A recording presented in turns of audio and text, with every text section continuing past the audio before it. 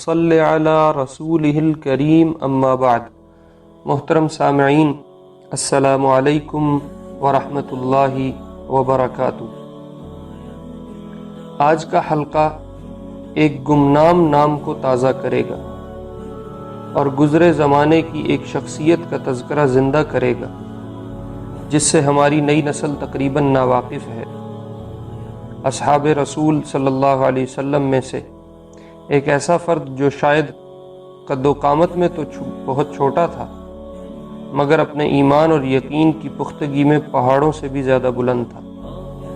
یقیناً ایسے لوگ ہر زمانے میں مشعل راہ بنے رہیں گے اور آخرت کے راہگیروں کے لیے ستاروں کا کام کرتے رہیں گے۔ سامعین، آج ہم جس صحابی رسول صلی اللہ علیہ وسلم کا تذکرہ لیے بیٹھے ہیں ان کا نام نامی کعب رضی اللہ عنہ ہے اور کنیت ابو الیسر ہے۔ اسی کنیت سے اپنے حلقہ اصحاب رضی اللہ عنہم میں شہرت رکھتے ہیں۔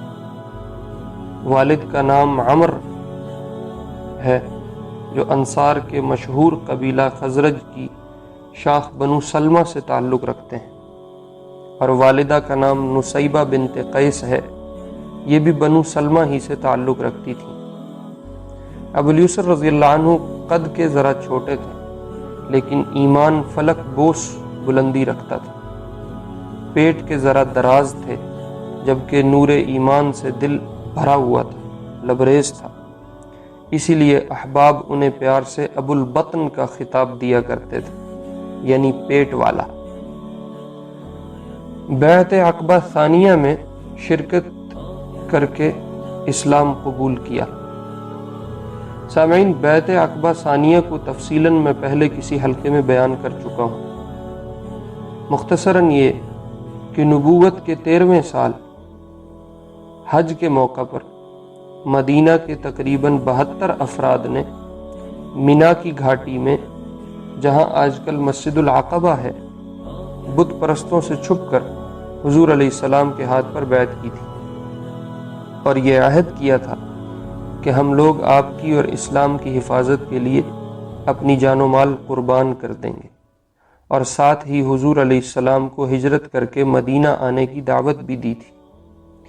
اسی بیعت میں ابو الیسر رضی اللہ عنہ بھی مشرف با اسلام ہوئے تھے، جن کا ہم آج تذکرہ لیے بیٹھے ہیں۔ آپ علیہ السلام کے ساتھ تمام غزوات میں شرکت رہی ہے۔ غزوہ بدر میں نہایت جوش اور جذبے سے شریک ہوئے۔ مشرکین کا جھنڈا ابو عزیز بن عمر نامی مشرک کے ہاتھ میں تھا، جسے ابو الیسر رضی اللہ عنہ نے آگے بڑھ کر اس سے چھین لیا تھا، اور ایک مشرک منبہ بن حجاج السہمی کو قتل بھی ابو الیسر رضی اللہ عنہ نے اپنے ہاتھ سے کیا، اور حضور علیہ السلام کے چچا حضرت عباس رضی اللہ عنہ کو بدر میں قیدی بنا کر آپ علیہ السلام کی خدمت میں پیش کیا، اس لیے کہ حضرت عباس ابھی تک مسلمان نہ ہوئے تھے اور کفار کی طرف سے لڑائی میں شرکت کی تھی۔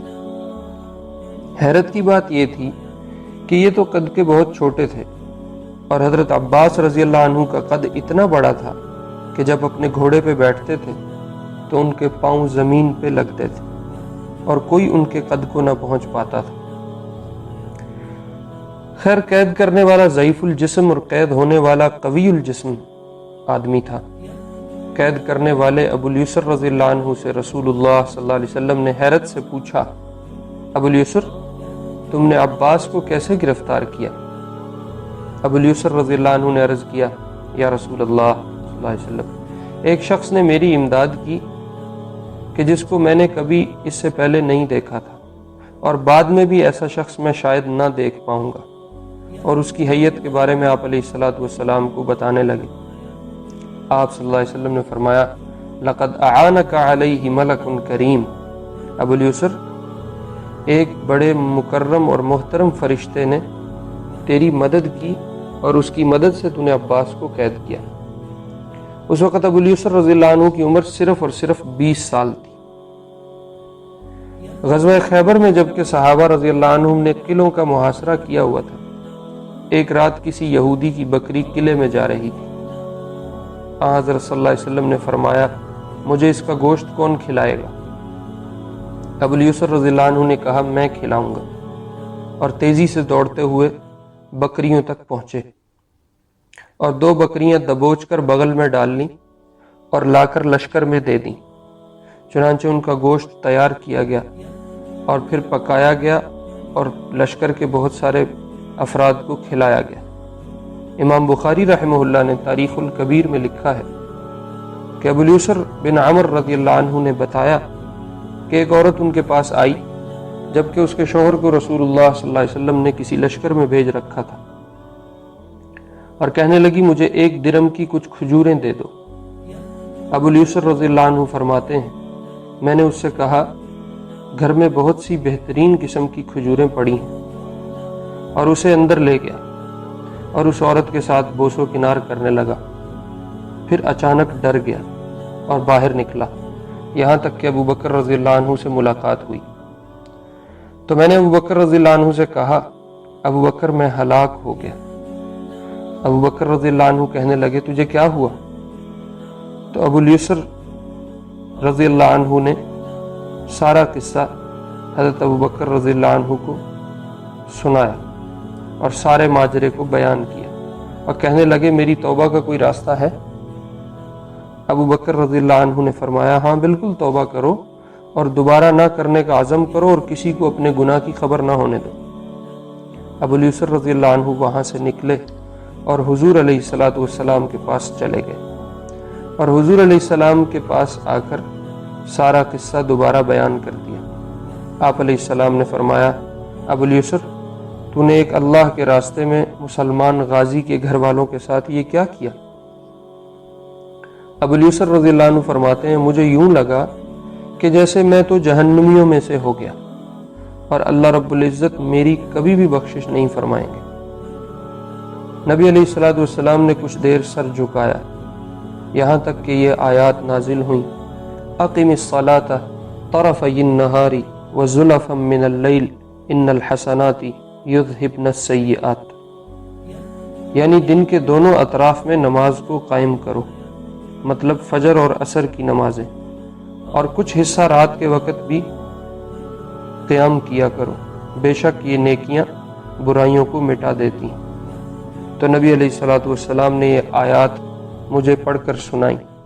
سامعین مطلب جتنا بھی سنگین گناہ ہو جائے تو اس کے بعد فوراً نیکی کر لینا گناہ کو صاف کر دیتا ہے۔ گناہ کے بعد وضو کر لے، استغفار کر لے، صلاۃ التوبہ کے 2 نفل پڑھ لے اور کچھ نہیں تو کلمہ پڑھ لے تو اس کی یہ نیکی گناہ کو مٹا دے گی۔ ابو الیسر رضی اللہ عنہ نہایت رحم دل شخصیت کے مالک تھے۔ ایک شخص کے ذمے ان کا کچھ قرض تھا۔ ابو الیسر رضی اللہ عنہ تقاضا کرنے لگے اور کرتے کرتے اس کے گھر پہ چلے گئے۔ اس شخص نے ٹالنے کی غرض سے اپنی باندی کو کہہ دیا کہ ابو الیسر سے کہہ دو میرے آقا گھر پہ نہیں ہے، اور وہ گھر سے چلے گئے۔ ابو الیسر رضی اللہ عنہ نے اس سے پوچھا، اس لیے کہ ابو الیسر نے ان کی آواز سن لی تھی۔ سن کے کہنے لگے باہر نکلا، میں نے تیری آواز سن لی ہے۔ چنانچہ وہ باہر نکلے۔ ابو الیسر رضی اللہ عنہ نے اس سے پوچھا کہ تو نے ایسا کیوں کیا؟ وہ کہنے لگا تنگ دستی کی وجہ سے کیا۔ ابو الیسر رضی اللہ عنہ کہنے لگے اللہ اللہ، جا میں نے اپنا قرض تجھے معاف کیا۔ میں نے رسول اللہ صلی اللہ علیہ وسلم سے سنا ہے، آپ علیہ السلام فرمایا کرتے تھے کہ جو کسی قرض دار کو مہلت دے دے یا قرض معاف کر دے تو وہ قیامت کے دن اللہ کے سائے میں ہوگا۔ صفین اور دوسری لڑائیوں میں حضرت علی رضی اللہ عنہ کے ساتھ شریک رہے۔ سامعین اگر بات کی جائے ابو الیسر رضی اللہ عنہ کی وفات کی تو اصحاب بدر میں ابو الیسر رضی اللہ عنہ سب سے آخری رحلت کرنے والے بدری ہیں۔ خیبر والی حدیث جس کا پیچھے ذکر گزرا اکثر بیان کر کے رویا کرتے تھے اور کہتے تھے کہ مجھ سے فائدہ اٹھا لو، بدر والوں میں صرف میں ہی باقی رہ گیا ہوں۔ 55 ہجری میں معاویہ رضی اللہ عنہ کے دور خلافت میں 70 برس کی عمر کو پہنچ کر ابو الیسر رضی اللہ عنہ اس دار فانی سے رخصت ہوئے۔ سامعین، یہ کچھ مختصر احوال تھے ابو الیسر رضی اللہ عنہ کے۔ اللہ رب العزت ان حضرات کے تذکروں کو زندہ کرنے کے طفیل ہماری نسلوں میں اپنے دین کو زندہ فرمائے اور بلا استحقاق ان لوگوں کی صفوں میں ہمارا حشر فرمائے۔ وآخر دعوانا ان الحمد للہ رب العالمین۔ هم قدوة للسالك أقمار ليل حالك، هم قدوة للسالك أقمار ليل حالك، تنجي من المهالك، وهم منارات الوفا تنجي من المهالك، وهم منارات الوفا